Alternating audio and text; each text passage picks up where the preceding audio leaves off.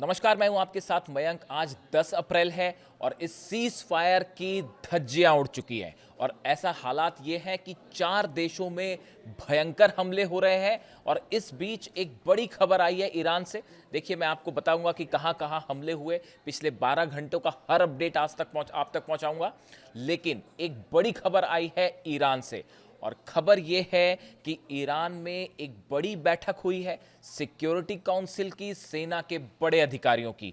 और जो संकेत मिल रहे हैं, ईरान अब इस जंग में एक बड़े हमले की तैयारी में जुट गया है। जहां कहां तो एक तरफ बात हो रही थी कि सीज फायर है और जल्द जंग खत्म हो जाएगी, इस तरह की सब बातों को पीछे छोड़ते हुए ईरान ने अपने सभी कमांडर्स को आदेश दे दिया है कि एक लंबी जंग के लिए तैयार रहिए। और इतना ही नहीं, प्लान ये हो चुका है कि अब ईरान की तरफ से ये कह दिया है कि बहुत हुआ, अब एक निर्णायक हमला करेगा ईरान। अब ये हमला क्या होगा, इसको लेकर तरह तरह के कयास लगने लगे हैं कि भाई आखिर ऐसा क्या अटैक करने जा रहा है ईरान। देखिए, इसके साथ एक और बड़ी खबर ये भी है, ईरान ने ये भी कहा था जब ईरान के खार्ग आइलैंड पर हमले हुए थे, अगर आपने नोटिस किया, ईरान की सेना की तरफ से ये बयान आया था कि अब ये हमले जो हैं रीजन के बाहर होंगे।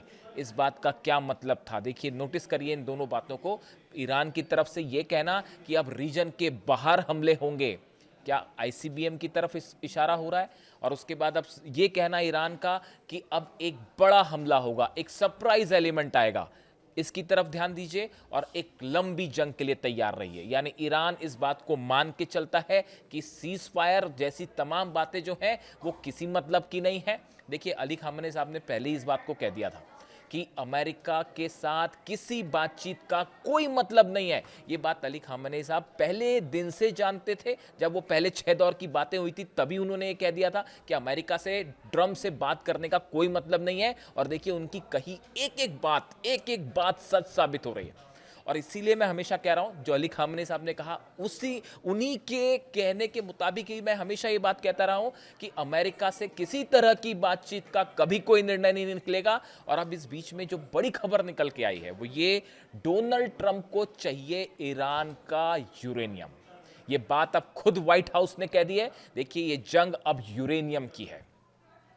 और दूसरा बड़ा एंगल फंस गया है हॉर्मूज का। ये 2 पॉइंट हैं जिस पर कभी सीज फायर नहीं हो पाएगा और मिसाइल जो है ईरान कभी छोड़ेगा नहीं। ये 3 मुद्दे ऐसे हैं जिस पे ये कोई डील संभव ही नहीं है।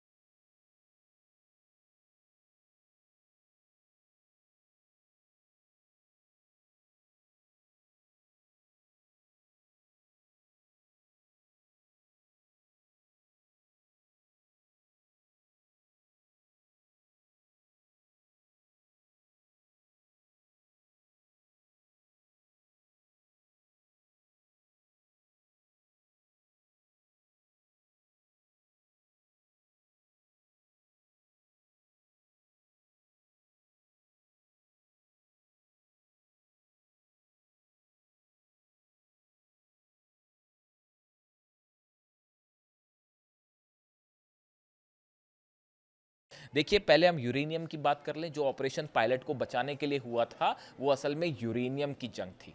और अब डोनाल्ड ट्रंप, ये जो हमले हो रहे हैं इसराइल की तरफ से लगातार लेबनान में और ईरान में भी हमले हुए हैं, ये हमले सिर्फ इसलिए हो रहे हैं, ये डोनाल्ड ट्रंप के कहने पे, अमेरिका के आदेश के बाद इसराइल ये हमले कर रहा है। और उसकी वजह ये है कि डोनाल्ड ट्रंप खुद नहीं चाहते, अमेरिका खुद नहीं चाहता कि यहां पे सीज फायर हो, बल्कि शायद प्लानिंग ये है कि अमेरिका सीधे हमले ना करे, इसराइल के जरिए जंग को जारी रखा जाए। और जंग को जारी तब तक रखा जाए जब तक यूरेनियम नहीं मिल जाता, क्योंकि 450 किलो जो यूरेनियम है कहाँ है कोई नहीं जानता। और ईरान के पास यूरेनियम होने का मतलब है अमेरिका के सारी पूरी की पूरी जंग फेल, जितने उद्देश्य थे वो सारे फेल। और उसके बाद न्यूक्लियर बम बनाने से ईरान को कोई नहीं रोक पाएगा। और उसके बाद एक बार अगर एटम बम बन जाता है, उसके बाद डोनाल्ड ट्रंप क्या कोई भी जो है वो हिम्मत भी नहीं कर पाएगा ईरान पर हमला करने की, और पूरे दुनिया का समीकरण बदल जाएगा। ये बात डोनाल्ड ट्रंप समझते हैं, उनके एडवाइजर समझते हैं। इसीलिए ये जंग अब यूरेनियम की है, और यूरेनियम जब तक ईरान के पास है तब तक ना सीज फायर होगा, ना जंग थमेगी, ना शांति होगी। ये बेसिक बात है जिसको समझिए। देखिए दूसरी चीज, straight of Hormuz. Straight of Hormuz पहले खुला हुआ था, उसको हमले के बाद अब वो बंद हो चुका है। और अब जैसा आपने देखा होगा खबरों में कि ईरान ने तो अब नया रास्ता बता दिया है कि देखिए यहीं से शिप निकालिएगा, वरना बारूदी सुरंगें बिछी हैं। वो लराक आइलैंड के दूसरी तरफ से घूमते हुए जाइएगा। अगर करीब से आप गुजरने के पुराने वाले रास्ते से जाएंगे तो सब जगह माइंस बिछी हैं और वो धमाके हो जाएंगे। मैंने आपको पहले ही कहा था कि डोनाल्ड ट्रंप ये चाहते थे कि सीज फायर हो और अमेरिकी सेना को वहां पे मॉनिटरिंग की जो है परमिशन मिल जाए और वहां से माइंस हटाई जाए। जब तक माइंस नहीं हटती तब तक अमेरिका का एक भी सैनिक स्ट्रेट ऑफ हॉर्मूज में कदम नहीं रख सकता, वरना धज्जियां उड़ जाएंगी। ये बात हर डिफेंस एक्सपर्ट समझता है। तो अब ये बात यहाँ पे आके फंस गई है। मैंने इसका जिक्र इसलिए किया क्योंकि ये जो बातचीत वाली बात हो रही है, एक दौर नहीं 1000 दौर की बातचीत हो जाए उसका कभी कोई निर्णय नहीं आएगा, क्योंकि इस सीज फायर की शुरुआत धोखे से करी अमेरिका ने। मन में धोखा है और एक्शन में भी धोखा है।